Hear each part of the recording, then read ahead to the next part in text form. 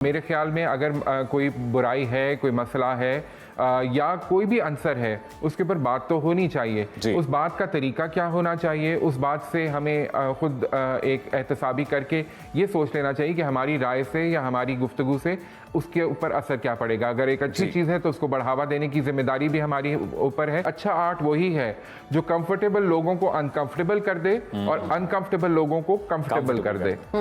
तो मुझे लगता है कि जब तक आप सवाल पूछेंगे नहीं या जो चीज़ आप देख रहे हैं, पढ़ रहे हैं, महसूस कर रहे हैं, वो आपको कुछ सोचने पे, कुछ रिफ्लेक्शन पे मजबूर नहीं करती कि भाई कहाँ पे गड़बड़ है। ये यूनिवर्सल मैसेजेस हैं जी, इसके ऊपर तो कोई बहस हो ही नहीं सकती। नाहक करेंगे, किसी का हक छीनेंगे, कहीं किसी से ज्यादती कर देंगे, कहीं पे कोई जुल्म करेंगे, तो उसका हिसाब होगा। हमारे साथ ड्रामा क्रिटिक हारून शुएब मौजूद हैं। Haroon, thank you so much for your time. सबसे पहले वेब सीरीज बरज़ख की बात कर रहे हैं, कंटेंट को लेकर काफी बहस हो रही है, क्या कहेंगे आप इस हवाले से? वालेकुम शहरबानो। बिल्कुल जी, इस सीरीज़ के ऊपर बहुत बात हो रही है, इस वक्त खूब चर्चा में है। 5 किस्तें आ चुकी हैं, 6 किस्तों की ये पूरी सीरीज़ है। आज उसकी फ़ाइनल एपिसोड ऑन एयर आ जाएगी और यूट्यूब चैनल के ऊपर है। तो पाकिस्तान की एक सीरीज़ जो कि ज़िंदगी चैनल के लिए बनी, इंडिया की ऑडियंस के लिए प्राइमरीली, लेकिन अब उन्होंने इसको यूट्यूब के ऊपर रिलीज़ करना शुरू कर दिया है। बरज़ख, जैसा कि आप जानते हैं, ज़िंदगी और मौत के दरमियान वो वक्त, वो मुकाम जहाँ पर रूहें जो हैं उस वक्त तक मौजूद रहती हैं जब तक यौम हशर कायम नहीं कर दिया जाएगा। तो उसी बरज़ख की कहानी है जहाँ पर कुछ रूहें, कुछ लोग जो कि बिछड़ गए हैं अपने प्यारों से, वो वहाँ मौजूद हैं और उनसे मिलने की कहानी है। शहरबानों ने थोड़ा सा स्पॉइलर दे दिया। फवाद खान और सनम सईद हैं इसमें, जो कि जिनका एक रिश्ता सुतेले बहन भाइयों का है। और इसके अलावा फवाद एम खान एक और एक्टर हैं, वो भी इस इक्वेशन के तीसरे जो हैं वो किरदार हैं, और वो एक और भाई हैं। तो ये 3 बहन भाइयों की कहानी जो कि जमा होते हैं अपने वालिद के एक बहुत बड़े महल में जिसको महताब महल कहा जाता है, और वो सलमान शाहिद हैं। Salman Shahid is the mad king, जिनको कहा जाता है ना, वो एक पागल बुड्ढा सनकी जो कि वहाँ मौजूद है और वो अपनी एक सालगिरह मनाने के लिए, और वो अपनी पहली महबूबा के लिए सारी जिंदगी वो ये ऐलान करता है और वो महबूबा जो कि मर चुकी है। तो अब आपको समझ में आ रहा होगा कि बरज़ख का कहाँ से कनेक्शन बनता है। तो जो महबूबा मर चुकी है उससे वो शादी करने के लिए तैयार है और वो कहता है कि अब मैं अपनी ज़िंदगी जो है। अच्छा, इसके बहुत सारे सिंबॉलिक मीनिंग्स हैं। आसिम अब्बासी की ये सीरीज़ लिखा भी उन्होंने और डायरेक्ट भी उन्होंने किया है। तो आसिम अब्बासी इससे पहले हमें केक जैसी फिल्म दे चुके हैं, तो हमें मालूम है कि वो उनकी एक बड़ी मॉडर्न सेंसिबिलिटी है। तो उसी को जहन में रखते हुए इसको सीरीज़ को देखने की ज़रूरत है। अच्छा, मुझे जो एतराज़ जिसकी आप बात कर रहे हैं शहरबानो और अजीम, और जिसके ऊपर बहुत बात हो रही है आजकल, आपने जिस तरह रेफरेंस किया कि हमारे फ़नकारों में भी बड़े डिवाइडेड ओपिनियंस हैं इसके ऊपर। जहाँ मिशी खान उसको बहुत ज़्यादा तनकीद का निशाना बनाती हैं, वहाँ नादिया खान जो है उसको कहती हैं कि ये पाकिस्तान की सबसे खूबसूरत प्रोडक्शन है आज तक। तो मैं ये समझता हूँ कि देखिए, हर चीज़ को, हर प्रोडक्ट को, ख़ास तौर पे जो आर्ट के हवाले से काम होता है, उसको एक सर्टन कॉन्टेक्स्ट में देखना चाहिए जी। तो मेरे ख्याल में जिस इंटरनेशनल ऑडियंस के लिए बनाई गई है सीरीज़, जिस इंटरनेशनल प्लेटफॉर्म के लिए प्राइमरीली ये सीरीज़ बनी है, वहाँ पर इस तरह का कंटेंट देखने को मिलता है। अब आप देखिए कि आप गेम ऑफ थ्रोन्स या लॉर्ड ऑफ द रिंग्स या Harry Potter for that matter, आप उसको ये नहीं कहेंगे कि जी ये फिल्म जो है या ये सीरीज़ जो है इसके अंदर ये मसाइल हैं, ये माशरे से मेल नहीं खाती, या ये क्या चीज़ दिखाई जा रही है। वो those are fantasy stories, and I think बरज़ख जो है वो खुद बजाते खुद वो एक फैंटेसी स्टोरी है। अच्छा हारून, बिल्कुल अभी आप जो बात कर रहे हैं, मेरे ज़हन में एक सवाल आया जो कि बड़ा ही पैराडॉक्सिकल नेचर का है। मुझे भी लगता है कि ये जो कंटेंट है या ये जो मवाद हैं जिनके बारे में जब ये कहा जाता है कि इन पर गुफ्तगू नहीं करनी चाहिए, ये इटसेल्फ एक पैराडॉक्स है। आपको क्या लगता है कि मुआशरे में कोई बुराई कह लें या कोई उनसर कह लें, कोई एलिमेंट ऐसा मौजूद है, लोग कहते हैं जी इस बारे में अगर बात करेंगे या इस बारे में ज़्यादा अवेयरनेस होगी तो इससे बढ़ेगा ये एलिमेंट, या फिर दूसरी साइड पर लोग कहते हैं कि अगर इस बारे में बात होगी तो शाऊर आएगा और लोग इससे बचेंगे? जी, मेरा तो ख्याल जो है वो दूसरी जो आपकी राय है उसके साथ मेल खाता है। मेरे ख्याल में अगर कोई बुराई है, कोई मसला है या कोई भी आंसर है उसके ऊपर बात तो होनी चाहिए। उस बात का तरीका क्या होना चाहिए, उस बात से हमें खुद एक एहतसाबी करके ये सोच लेना चाहिए कि हमारी राय से या हमारी गुफ्तगू से उसके ऊपर असर क्या पड़ेगा। अगर एक अच्छी चीज़ है तो उसको बढ़ावा देने की जिम्मेदारी भी हमारी ऊपर है, और अगर एक चीज़ अच्छी नहीं है या माशरे के लिए सूटेबल नहीं है तो उसको डिस्करेज करना भी हमारी जिम्मेदारी है। तो मेरा ख्याल है कि ये जो है Asim Abbasi as a responsible director, उन्होंने इस कहानी को लेकर आगे चले। अब आखिरी किस्त देखते हैं कि इस कहानी में ये गिरहें किस तरह खुलती हैं, क्योंकि उन्होंने जस्टिफिकेशन भी दी है।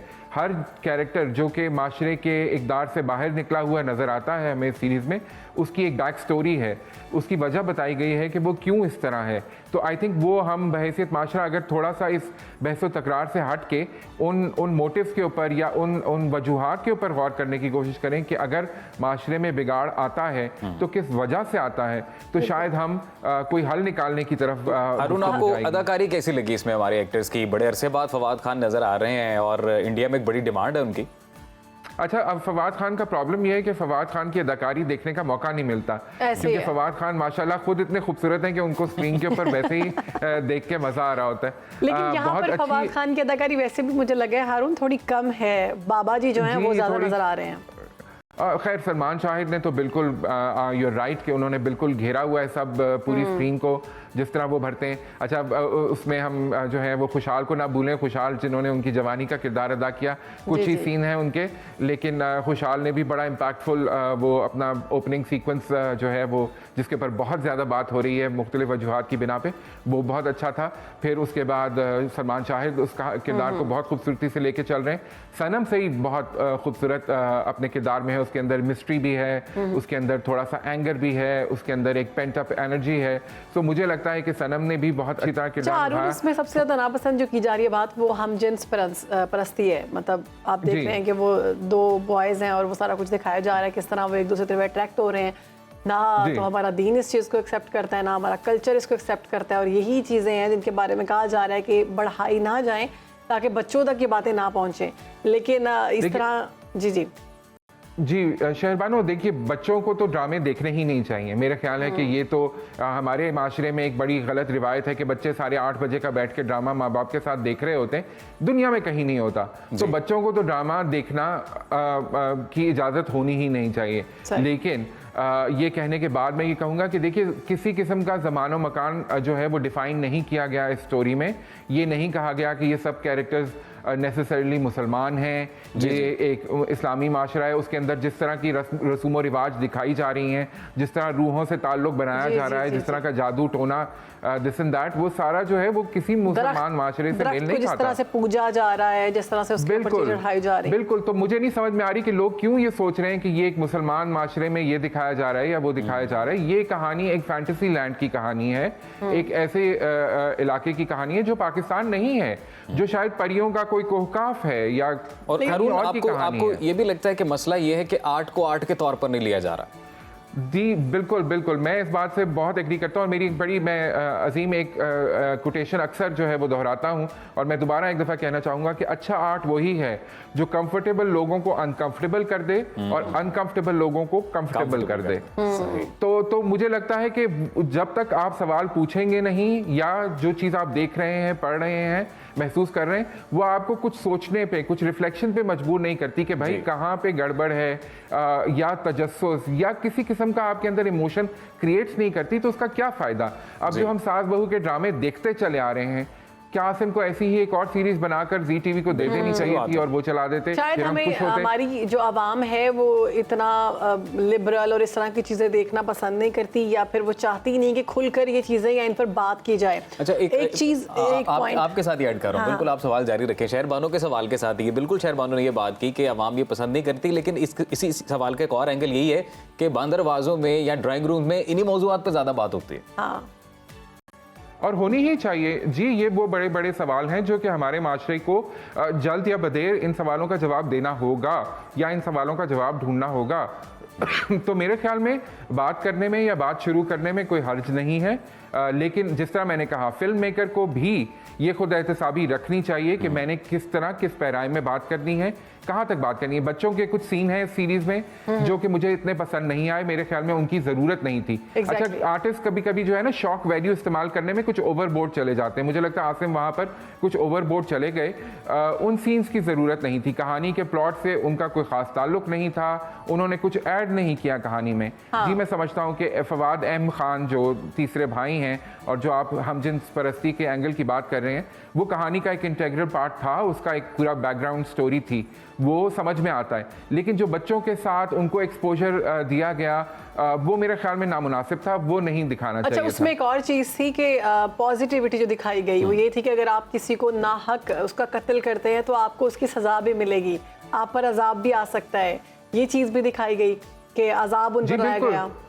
बिल्कुल, ये यूनिवर्सल मैसेजेस हैं जी, इसके ऊपर तो कोई बहस हो ही नहीं सकती। नाहक करेंगे, किसी का हक छीनेंगे, कहीं किसी से ज्यादती कर देंगे, कहीं पे कोई जुल्म करेंगे तो उसका हिसाब होगा, और वो किसी भी मज़हब से ताल्लुक़ हो, किसी भी इलाके से ताल्लुक़ हो, किसी भी माशरे से ताल्लुक़ हो, आप उस अजाब से बच नहीं सकते। दिस इज़ कॉल्ड कारमा, और वो आकर इंसान को पकड़ लेता है। तो यही आप देखें कि आका जो है सलमान शाहिद जो रोल कर रहे हैं जाफ़र का, उसको अब ये सारे अपने गुनाहों का हिसाब देना होगा।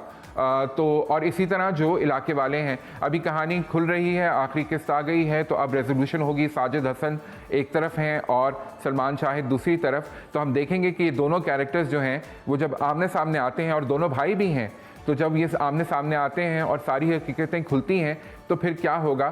तो बड़े मज़े का आखिरी एपिसोड है, I am really looking forward to it. Thank you so much, बहुत शुक्रिया आपका हारून, आपने सुनो पाकिस्तान को वक्त दिया। और ये जो सीरीज़ थी जो इस वक्त सोशल मीडिया पर आग की तरह फैली हुई है और हर कोई तज्जिया दे रहा है इस पर और देना चाहता भी है, हर किसी की अपनी राय है उस पर, आपने भी अपनी राय पेश की।